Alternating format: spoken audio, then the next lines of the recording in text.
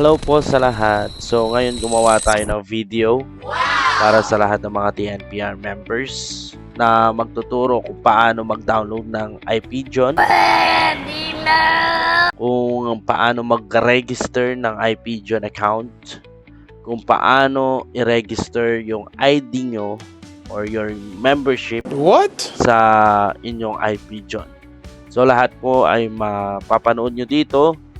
Sana panoorin nyo po hanggang matapos para makapag-register na kayo. Tapos ready na agad sa clocking. Ganun po kabilis dito sa video na to. Basta sundan nyo lang po yung mga steps, hindi po kayo maliligaw. Bro, what are you talking about, man?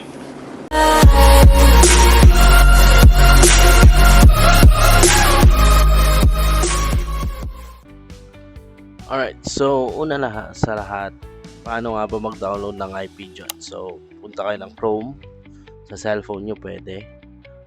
Tapos, isa-search nyo lang ay IPJON sa Google.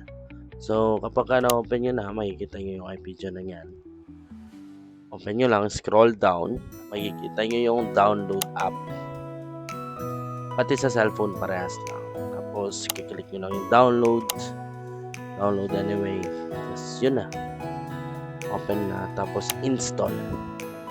So, once na na-install na, yan na yung start nung pag-open ng application. Ayan yung application. So, pagka-open yan, didiretso na kayo agad dito sa page na ito. Alright, so ngayon nandito na kayo sa page. Click nyo lang yung sign up. Ayan. So, pagka-click ng sign up, didiretso na kayo dito sa page na ito. Lalagay nyo lang yung first name nyo. So, first name for example, ang lagay natin ay Ray. Tapos, last name Gan. Tapos, yung email address yun, yung email address nyo mismo sa Google, okay? Para hindi mahirapan. So, ghostfighter@gmail.com kunwari. Tapos, yung username, ito yung gagamitin nyo sa pag-login. Okay? So, kunyari, lagay ko Taguro. Tapos, password, brothers. Tapos, brothers. Yung confirm password, parehas nung sa password. Hindi pwedeng magkaiba yan, ha? Tapos, pagkatapos nun, kiklik nyo na yung register. So, yan, kunyari, meron ganyan. Ibig sabihin, mali siya. So, ulitin natin, palitan lang natin yung email address. Gawin natin Ghostfighter Vincent. Tapos sa username, palitan din natin siya para sure, Vincent. Tapos lagyan natin siguro ng number. Tama. Lagyan natin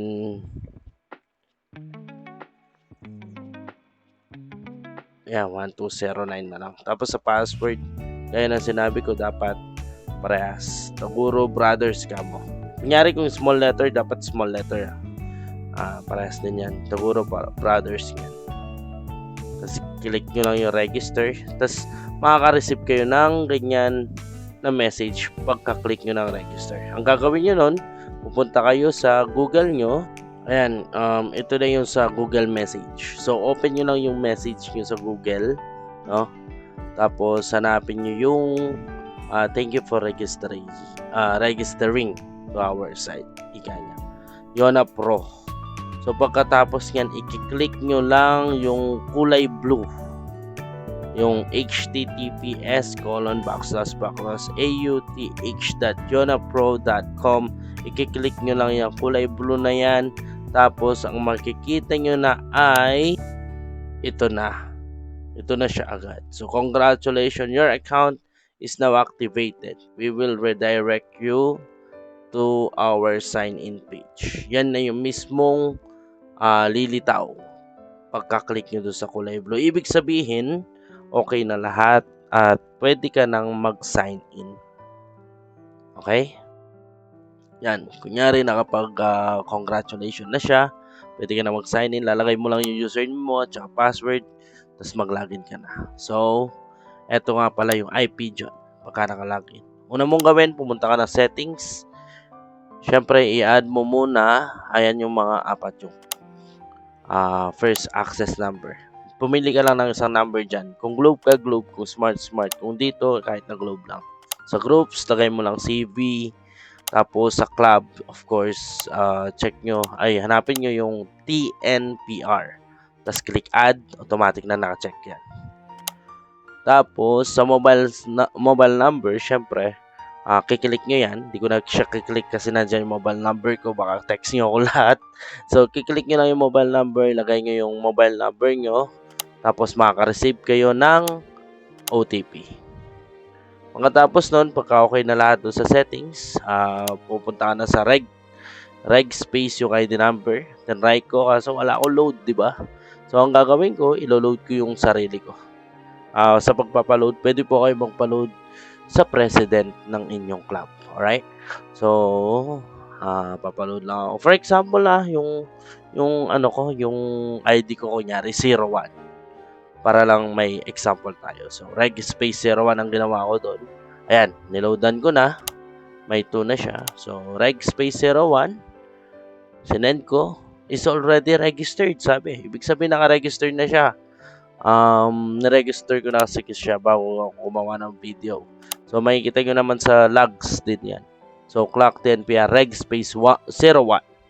Lumitaw na. Yung 01, yun yung ID ko. Kung ano yung ID nyo, yun yung ilagay nyo sa reg nyo. Tapos sa clock, once na nakapag-register na kayo, yan, yung enter code, pwede nyo na ilagay yung sticker dyan.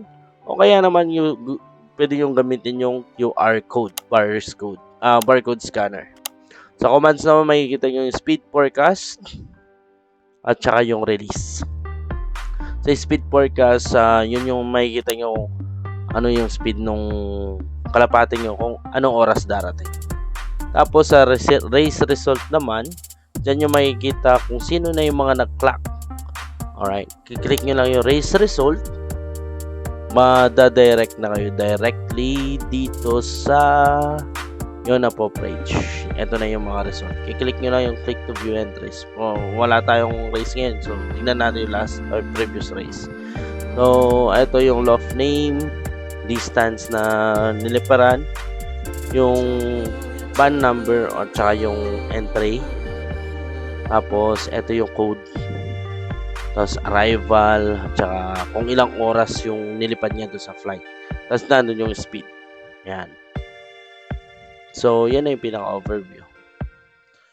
Tapos, makikita nyo rin dito kung anong oras na-release. Ayan. Tsaka anong date. Tapos, ito yung coordinates kung saan exact na pinalipad yung mga kalapad. Tapos, description, pakibasa rin po lagi yan. Mahalaga yan. Tapos, that's all.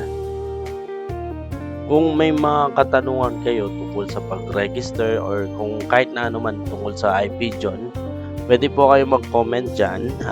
Check ko naman time to time yung comment section natin. O kaya pwede kayo mag-send ng message sa akin directly. Sasagutin natin yan at i-make sure natin na lahat ay nakaregister na kayo sa iPigeon. Kasi ito ang pinakamahalaga pagdating sa mga pagkaklak ng ating mga ipon. Ingat po kayo lahat. Salamat.